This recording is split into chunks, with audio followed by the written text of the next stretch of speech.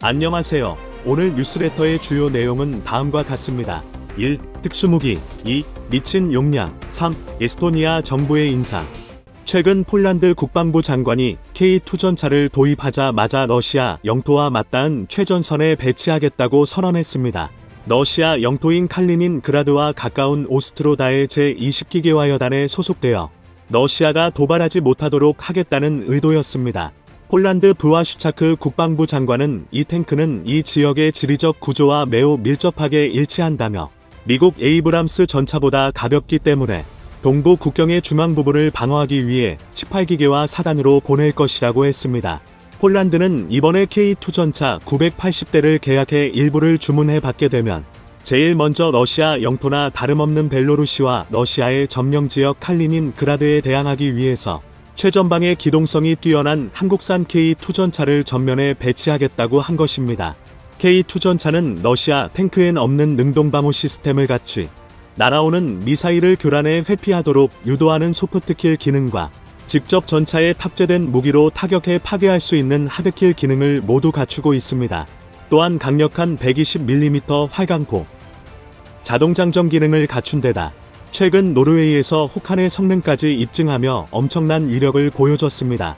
이번 우크라이나 전쟁에 참가한 러시아 전차들에게는 소프트킬 방식의 최소한의 방어체계조차도 없었는데 이 때문에 제블린 등의 무기들에게 처참하게 폭파되었습니다. 스스로 보호할 수 없는 전차는 표적에 불과했습니다.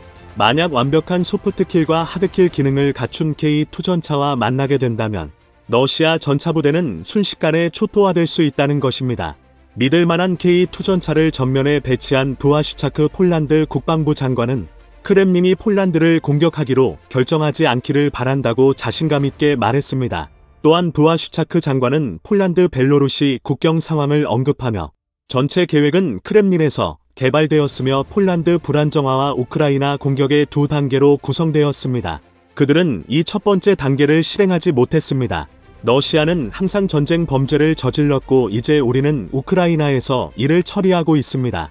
우리의 임무는 크렘린 통치자가 우리나라를 공격하기로 결정하지 않을 정도로 침략자를 저지하고 군대를 강화하는 것입니다. 그와 슈차크 장관은 러시아가 우크라이나를 침공하면서 폴란드까지 공격하려 했다는 계획을 폭로하듯 말하며 푸틴이 감히 폴란드를 공격하기로 결정하지 않을 정도로 군대를 강화시키겠다고 했습니다.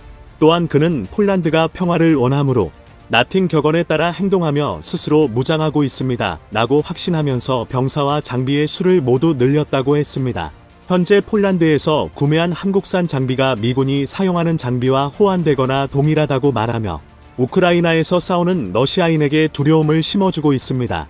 그가 말하는 러시아가 두려워할 만한 무장은 분명 얼마 전에 K2 표전차를 비롯해 한국산 무기들을 대거 산 것을 두고 한 말 같았습니다.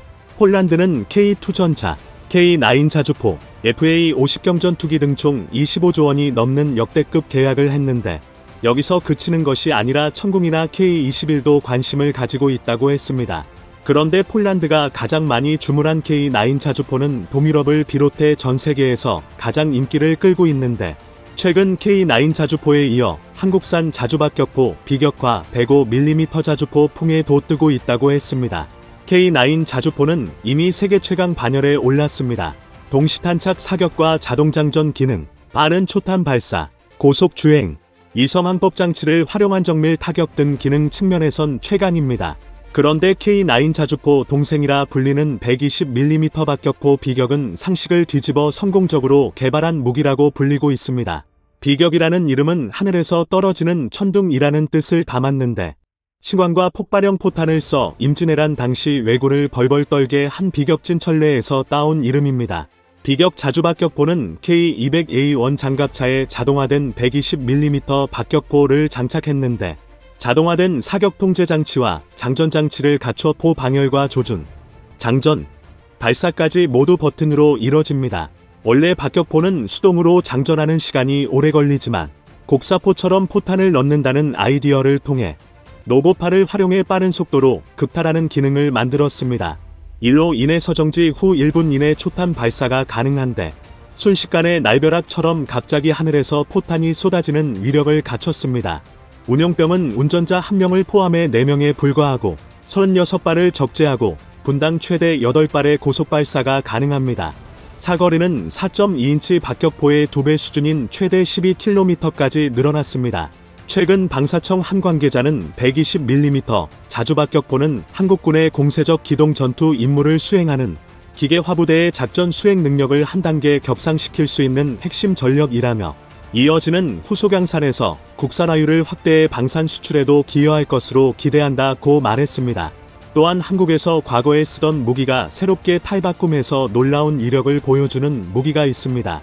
중국이 최근 대만 포위 훈련을 하자 대만은 이틀 뒤 유사시 중국군 상륙을 가정하여 155mm 견인포 등을 배치해 포사격 훈련을 했습니다. 중국은 이에 2차 세계대전 때나 쓰던 구식 대포라고 조롱했지만 최근 한국에서 만든 견인포는 차원이 다르다는 말이 나왔습니다. 최근 국내 방산회사가 자동화된 사격 통제 장치와 GPS를 장착한 105mm 자주포 버전을 만들었는데 5톤 차량에 탑재하며 무게 15kg인 고폭탄 60발을 싣을 수 있습니다.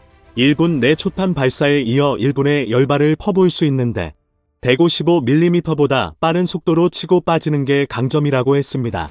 심지어 포 방열을 해제하고 차량을 움직이는데 30초면 충분히 치고 빠지기까지 가능하다고 했습니다. 이 105mm 자주포의 이름은 풍해의로 한국전쟁 당시 의정부에서 50m 앞에 나타난 세계 최강 T-34전차를 105mm 포로 직사로 격퇴하던 중 산하항고 김풍의 중령을 기려서 지어진 이름입니다. 과거 견인포는 구닥다리로 불렸지만 최근엔 105mm 포의 장점이 다시 부각되고 있습니다. 공간을 많이 차지하지 않는 데다 155mm 포보다 빠른 속도로 화력을 쏟아부을 수 있다는 것입니다. 또한 현재 포탄 재고량이 무려 340만 발인데 105mm 자주포 대당 생산 가격이 6억 원으로 저렴하기에 우선 200대를 전력화한 뒤 생산 대수를 늘릴 계획이라고 했습니다. 최근 코로나와 경제 불황으로 전 세계 국가들이 재정난을 겪고 있는데 비격은 저렴하면서도 강력하기에 이런 국가들에게 매력적인 무기가 될 것으로 보고 있습니다. 특히 자동화된 사격 통제 장치와 GPS를 장착해 지형과 관계없이 자동으로 포가 정렬되고 포탄이 어디에 떨어지는지도 파악할 수 있습니다. 포 좌우에 강철 방어벽을 세웠고 차량 앞쪽엔 12.7mm K6 중기관총을 장착해 적의 공격에 대비하도록 했습니다. 노후 곡사포를 재활용하고도 공격력과 차량 만전성이 월등해 육군은 풍해 자주포를 첨단무기 전투여단인 아미타이거의 일원으로 받아들였습니다. 동유럽을 비롯한 전세계 국가들은 한국산 K9 자주포를 경쟁적으로 도입하고 있는데 이제 한국산 105mm 자주포 풍해과 120mm 자주박격포 비격도 큰 관심을 받을 것이라고 말하고 있습니다. 한국은 그동안 대량의 예산을 포병 전력에 몰아넣고 포병부대 중심의 지상군 화력 강화에 치중한다고 해서 화포와 국방부를 합쳐 포방부라고 불렸습니다. 이제 포병의 진심인 한국의 무기들은 전 세계적으로 큰 경쟁력이 확인되면서 러시아와 중국의 위협에 있는 국가들이 K9 자주포와 함께 한국의 화포들을 도입할 것이란 전망이 점쳐지고 있습니다. 최근 크림반도에서 우크라이나 공격으로 전투기 9대가 파괴되면서 앞으로 전쟁이 격화되며 전선이 확대될 수 있다는 말이 나오고 있습니다. 하지만 우크라이나에는 미국을 비롯한 서방이 신무기들을 계속 공급해 러시아의 진격을 늦추고 있으며 또한 폴란드를 비롯한 주변국들은 미국산 무기를 비롯해 한국산 무기들로 러시아의 공격을 견제하려 하고 있습니다. 언제 러시아가 도발할지 모르는 상황에서 가장 빨리 받을 수 있는 한국산 무기는 가장 인기를 끌고 있습니다. 지난해 풍산그룹에서 개발 중인 사거리 100km급 155mm 유도폭탄이 화제가 되었습니다.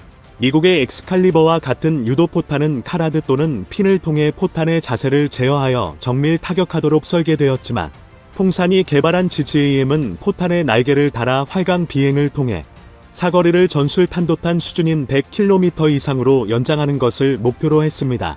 특이하게 활공비행을 하기 때문에 포탄이 아닌 거에 미사일에 가깝다고 했습니다. 국내 한 네티즌은 이 유도폭탄을 보고 이렇게 말했습니다. 누가 봐도 미사일인데 포에서 나가니까 포탄인. 세계 방산시장에서 한국의 KF-21에 대한 관심이 남다른 가운데 한 외신을 통해서 한국이 KF-21을 완전히 스텔스화 시킬 기술을 이미 확보했다는 충격적인 소식이 전해졌습니다. 이와 함께 한국이 KF-21에 최적화된 독특한 형태의 내부 무장창까지 이미 설계해줬다는 증거가 나오면서 KF-21의 완전 스텔스화가 초읽기에 들어갔다는 분석이 나왔습니다. 한국과의 신의를 저버리고 프랑스와 미국의 전투기를 구입하려 했던 인도네시아는 이 소식을 듣고 다시 한국에게 친한 척을 하며 박쥐처럼 약삭빠르게 태세 전환을 했는데요. 대체 한국의 계획이 무엇이었길래 인도네시아가 이렇게 추한 방식으로 태도를 바꿔대는 것인지 지금부터 자세하게 알아보겠습니다. 미래 한국의 먹거리는 K-웨폰이 될 것이다. 미국 경제 전문지 표준은 최근 기사를 통해 한국이 주요 무기 수출국으로 급부상하고 있는 현황을 보도했습니다. 폴란드의 20조 규모 방산 계약과 더불어 서방 세계의 한국 무기가 절찬리에 팔리고 있다는 점에 주목해 과거 아무것도 없던 국가에서 지금은 서방 자유세계의 무기 공장으로 거듭나는 과정을 면밀하게 분석했죠. 작년 한 해 70억 달러를 기록한 한국 방위산업 수출액은 올해에는 100억 달러 한화로 약 14조 2,300억 원을 돌파했습니다. 전년 대비 30%가 넘게 성장한 한국 방산은 추후 지금보다도 더욱 늘어날 전망인데요. 중동과 폴란드의 대규모 수입을 마중물 삼아 동유럽 국가들 사이에서 한국 무기가 큰 열풍을 일으키고 있기 때문이죠. 얼마 전부터는 우크라이나 러시아 전쟁에 벨라루스까지 참전할 수 있다는 소식이 들려오는 상황이라 유럽 국가들 사이에서는 미리 전쟁에 대비해야 한다는 경각심이 일고 있습니다. 강력한 무기로 무장에 침공할 생각 자체를 원천 봉쇄해야 한다는 인식이 퍼지면서 높은 화력과 비교적 저렴한 가격을 자랑하는 한국의 무기가 유럽 군사 전문가들 사이에서 고평가받고 있는데요. K9 자주포와 K2 흑표를 비롯해 세계 시장에서 절찬리에 팔리는 베스트셀러들이 한국 무기의 위상을 드높이고 있지만 현재 진행형으로 세계 각국에서 가장 주목하고 있는 한국 무기는 바로 KF-21이라 할 수 있습니다. 작년 스포트라이트를 받으며 세계 방산 시장에 화려하게 데뷔한 KF-21은 4.5세대 전투기 중에서도 탁월한 가성비를 갖췄다는 평가를 받으며 틈새 시장에서 독특한 위치를 선점했습니다. F-35와 같은 미국 제5세대 스텔스 전투기는 가격이 너무 비싸고 그 값을 감안하고 구입을 원하는 국가들이 줄을 서고 있는데도 막상 제대로 생산되어 인도받기까지는 너무 오랜 시간이 걸립니다.